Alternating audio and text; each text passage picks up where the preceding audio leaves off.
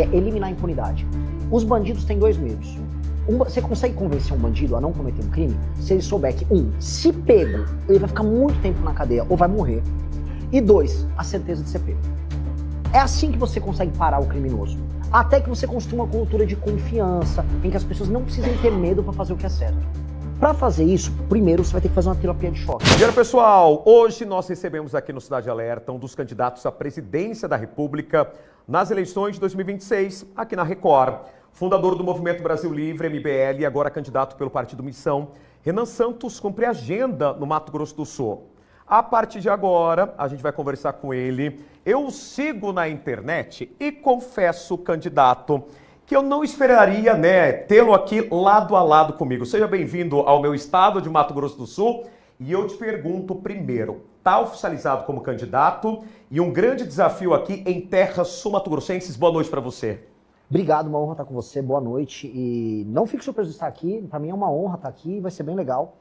E o que eu digo, Mato Grosso do Sul é um dos estados que mais crescem no Brasil. Tem que ter olho nele, porque a gente só fala dos problemas do Brasil, mas tem estados que fazem parte da solução. E também, por conta até da questão fronteiriça, é um lugar em que entra, infelizmente, muita droga, e boa parte daquele circuito da rota bioceânica que envolve droga e exportação de droga no Brasil, entra por aqui. Então, resolver essa questão da droga no Brasil é fazer com que a vida aqui fique mais tranquila. A gente fica ouvindo uns casos horrorosos no Mato Grosso do Sul que o Estado não merece. O Estado tem que só PIB subir, pessoas viverem melhor e a vida ser boa para todo mundo. Candidato, nós temos então, já que o senhor tocou nessa questão de segurança pública, temos aqui Mato Grosso do Sul, divisa, fronteira com o Paraguai. Temos fronteira com a Bolívia. Dentro ali do seu olhar para o nosso estado, na sua candidatura, como resolver ou como atuar segurança pública na fronteira, crime organizado, tráfico de drogas? Primeiro tem que ter fronteira. A gente tem uma fronteira nominal, que é uma linha no mapa, mas do ponto de vista da fiscalização, da entrada e saída de drogas, de mercadorias contrabandeadas, de bandidos de ambos os lados, do cometimento de certos crimes, como o tráfico inclusive de armas, como uma indústria sexual que existe nas fronteiras, não há, o Estado não está presente. Isso cobra um preço não só para aqui, para o Estado, mas ele cobra um preço para o restante do Brasil. E às vezes a gente acaba assistindo nessa região de fronteira o cometimento de crimes enormes por conta das guerras que envolvem facções internacionais. Aqui a gente acaba vendo, vamos dizer, interesses de facções de outras nações, como da Bolívia, até da Colômbia, com as facções brasileiras. Então ter fronteira significa resolver esse problema. E ter fronteira passa a ter fisicamente aduanas e locais em que o Estado possa controlar e ter uma presença maior da Polícia Federal e também de órgãos de controle estatais. Bom, aqui no Mato Grosso do Sul, infelizmente, candidato, a gente tem a atuação do primeiro comando da capital e agora a gente tem uma guerra também sendo travada do Comando Vermelho. E o senhor, que vem ali de São Paulo, vou te chamar de você que você é novo, tá? Pode chamar. E aí o que acontece? Como que a gente pode resolver na questão da punição? Porque até recentemente os Estados Unidos classificaram, a atuação das facções criminosas como organizações terroristas. O que o senhor acha disso? Você acha disso? E como resolver no Brasil esses problemas? Eu vou começar do final, que a pergunta é bem boa. O brasileiro idealiza muito o americano, especialmente o brasileiro de direita. A galera aqui do Estado fala, os americanos... Americano não é nosso aliado na maior parte do tempo. A gente concorre internacionalmente com o agro deles. Hoje, o secretário de Comércio dos Estados Unidos avisou que o agro brasileiro desmata demais, que eles vão punir o agro brasileiro, e falou também que o agro brasileiro pratica trabalho forçado. Ou seja, o único que foi criminalizado de verdade por enquanto foi o agro brasileiro. A gente vai destruir o crime organizado fazendo um enfrentamento interno. Imaginar que os Estados Unidos vão salvar a gente, primeiro, é negar então a nossa capacidade de enfrentar o problema, e 2, é entregar para uma nação estrangeira o interesse de tocar as nossas questões internas. Isso é humilhante. Quem vai resolver o crime organizado precisa ser o Brasil, e o Brasil tem condição, se a polícia tiver condição de agir. As polícias estaduais, a própria Polícia Civil e a Polícia Federal. Se nós acabarmos com a lei de execução penal hoje, em que o policial prende e o juiz solta, nós destruímos o crime organizado no Brasil. E não precisa de Donald Trump, até porque o Donald Trump não é nosso amigo. Donald Trump não gosta de brasileiro. Ele gosta dos aliados que puxam o saco dele. Se perguntar pra ele, vi um brasileiro, ele manda deportar aqui dos Estados Unidos. Então a galera tem que perder essa ilusão que os americanos nos amam. Eu estive já na Casa Branca, eu tenho muitos amigos dentro do governo americano, viajo regularmente para falar de política com americanos e sei da opinião deles sobre a gente. Eles cuidam dos interesses dele. Tá na hora do brasileiro cuidar do próprio interesse e não ficar puxando o saco desses caras. E aí, na hora que a gente fala sobre essa questão norte-americana, na interferência ao nosso governo brasileiro, eu tenho uma curiosidade que eu acho que quem está em casa, no público de Mato Grosso do Sul, quer entender quem é o candidato. Você tem uma linha mais, né, ligada ali ao pensamento de direita, de esquerda, de extrema direita, ao lado ali do pensamento de Trump também. Aonde que está o posicionamento do candidato? Sou de direita. E o que significa ser de direita? Muita gente fala, ser de direita você gosta do Bolsonaro. Não é isso. Eu tenho posições de direita, que é defesa da lei e da ordem, acima de tudo. Respeito ao espaço individual das pessoas. Aqui no Brasil, a gente não respeita. É o cara jogar lixo na porta da casa do outro, é o cara que vai pegar um ônibus com uma caixinha de som enorme, picha a casa do outro. A gente tem que ter lei e ordem em absolutamente tudo. Isso é ser de direita. Respeito ao dinheiro público, ou seja, não ter privilégio, não ter mamata. Respeito ao espaço que o Brasil tem que ter junto ao mundo, ou seja, ser soberano, defender a sua própria nacionalidade, coisa que a gente não vem fazendo, especialmente esse governo atual, que é vassalo da China. Já falei, tem gente que quer puxar saco dos Estados Unidos, tem gente que quer puxar saco da China. Outro elemento que é central, defesa dos valores do homem e da mulher brasileira, sem prejuízo de minorias. Uma coisa é respeitar a minoria, outra coisa é você negar também o valor das famílias brasileiras. Você consegue conciliar isso tudo numa boa. O Brasil sempre foi tolerante. Se você defende isso, você é de direita. E meu governo vai fazer essa defesa. Agora, candidato, como que o senhor analisa, então, como que você analisa o atual cenário político do Brasil? Por exemplo, a guerra travada na Câmara, a guerra travada no Senado, contra o governo federal, contra ali alguns posicionamentos, né, de outros candidatos também do lado da direita aqui no nosso país. Como que você enxerga hoje Câmara, Senado e também o Supremo? Show de horrores. É todo mundo cuidando da grana que vai botar no bolso, de quanto emenda vai ter, mas ninguém preocupado com o Brasil. Eu vou falar um exemplo. Você tem que avaliar um político, e essa é uma regra que eu deixo para todo mundo que está assistindo em casa. Avalie o político na hora que ele propõe algo que é impopular. Então, direita e esquerda só sabem hoje falar o que é popular. Então veio a pauta da PEC, do fim da escala 6x1. Ela é popular porque estão enganando as pessoas, fazendo as pessoas acharem que elas vão trabalhar menos e ganhar mais. Isso é mentira, isso não vai acontecer. A esquerda botou para votar, a direita votou junto. Ou seja, quando eu avalio os políticos de direita em Brasília, eles votam com a esquerda com medo de perder popularidade. E mesma coisa a esquerda quando vem uma outra pauta que é popular. Ou seja, ninguém tem um lado de verdade, ninguém acredita em nada. Tá todo mundo preocupado com voto, com eleição e com emenda. É todo mundo falso. Então eu pergunto para os parlamentares de direita aqui do Mato Grosso do Sul que estão lá em Brasília, por que eles votaram com a esquerda nesse tema?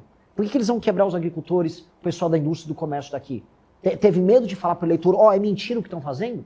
Eu não gosto disso. Eu pretendo ser presidente da República falando a verdade. Vou perder voto? Paciência. Nem Jesus Cristo agradou todo mundo. Quem sou eu para achar que eu vou agradar? Agora, falar a verdade para as pessoas que acreditam nas mesmas coisas que eu é minha obrigação. E tem que ser assim com um político bom. Agora, candidato, você sabe uma coisa que me chamou a atenção, né? Para quem está me acompanhando aqui pela TV MS Record, quando você chegou e entrou aqui, primeira coisa que eu te perguntei, eu falei assim, você está bebendo tereré? Porque da onde você nasceu e onde você está hoje, eu acho que não é comum tereré. E tereré é uma cultura nossa aqui, paraguaia também, né? Você bebe tereré, já está se familiarizando com a nossa terra, com o Mato Grosso do Sul. Sim, e vamos fazer uma brincadeira legal sobre isso. O Mato Grosso do Sul surge muito de uma migração paulista no período das monções, pós-bandeiras. Então, nós, no fundo, fazemos parte da mesma cultura.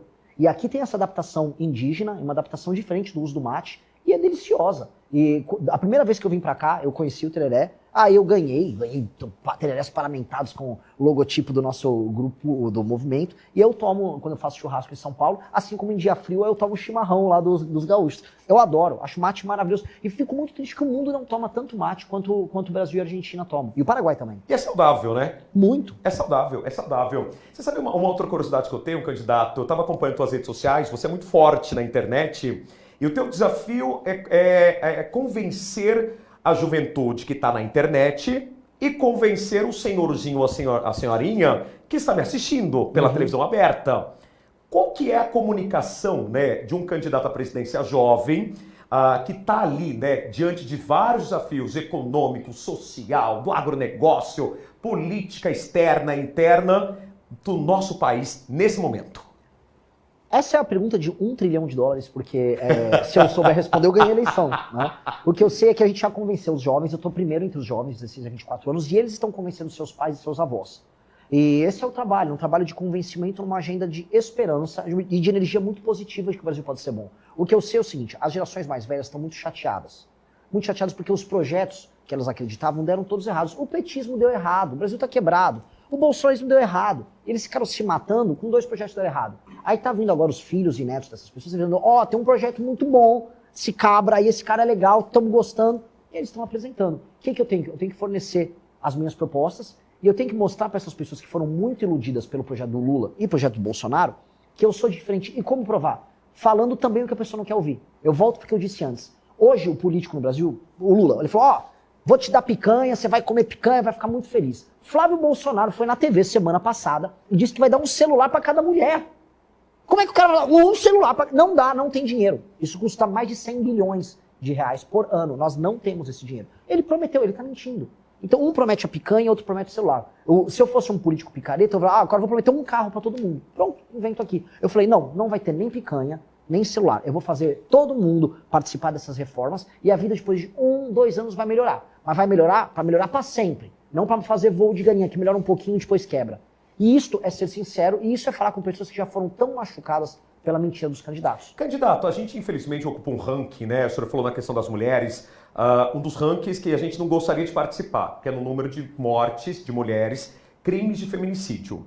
Eu confesso que eu vi um recorte seu, um recorte na internet, a gente pode, infelizmente, né, levar para o rumo que a gente quiser. Mas eu vi uma fala sua que é o seguinte, olha, qual que é a penalidade, no teu ponto de vista, para quem é estuprador? Olha, qual que é a penalidade de uma pessoa muito malvada, né, que comete um crime, por exemplo, a de um estupro de vulnerável, uma morte ali, um crime de feminicídio? Eu quero saber a sua opinião agora, te conhecendo pessoalmente, porque eu quero entender também, será que a gente está parado no tempo? Será que as nossas leis estão brandas? Será que o teu discurso também não é um discurso tópico em relação a crimes de graves que assustam a todos nós? Na verdade não. Na verdade o que eu estou propondo é só o que os países desenvolvidos e os países que têm menor taxa de crime fazem, que é eliminar a impunidade.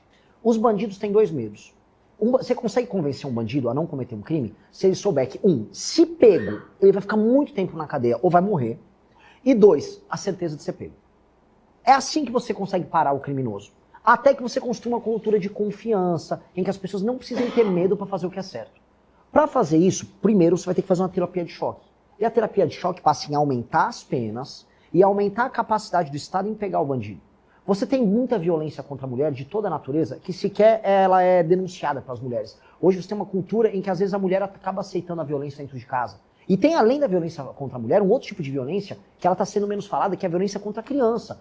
Porque o mesmo marido abusivo que bate na esposa, eventualmente leva a óbito uma esposa, pode ser o marido que abusa sexualmente das meninas. Tem casos horrorosos no Brasil que não são denunciados. E o Estado tem que estar presente nisso para ver a denúncia e depois da denúncia a punição e quando punido que ele fique muito, muito tempo na cadeia, que ele não saia. Então essa é a jornada que a gente tem que construir, que é a jornada do fim da impunidade.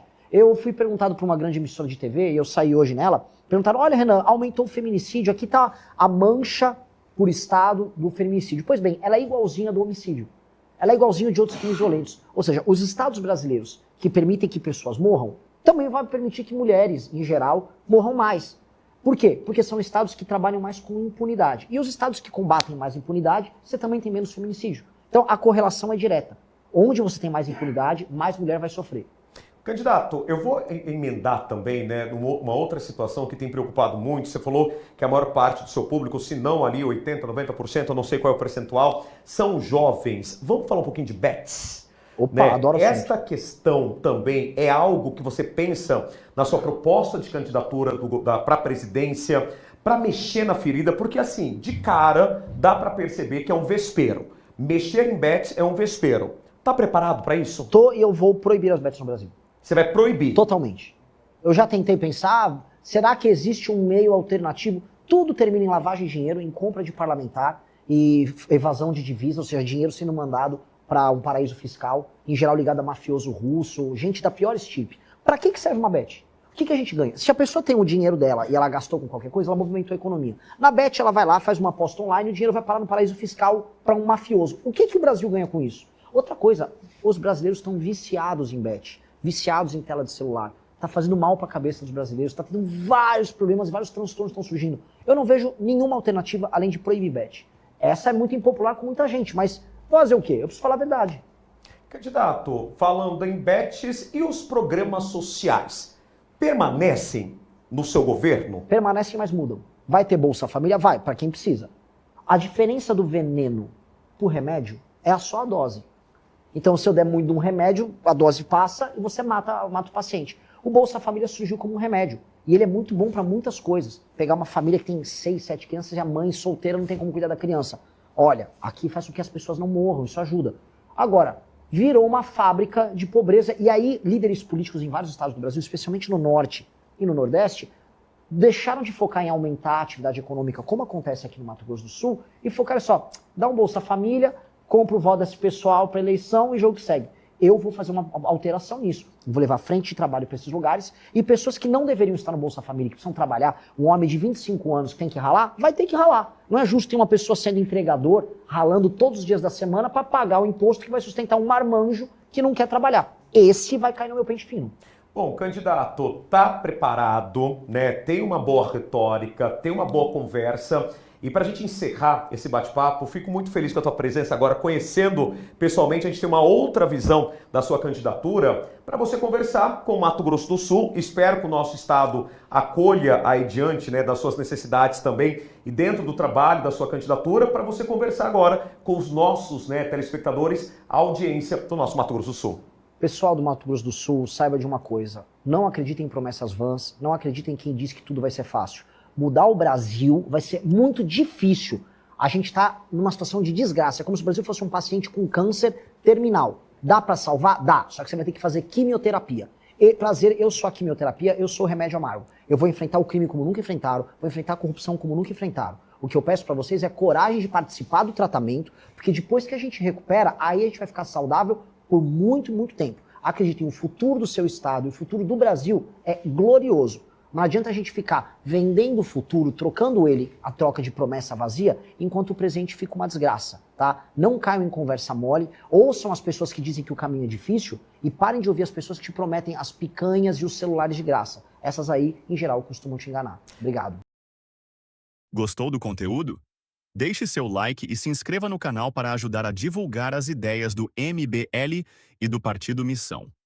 O futuro é glorioso.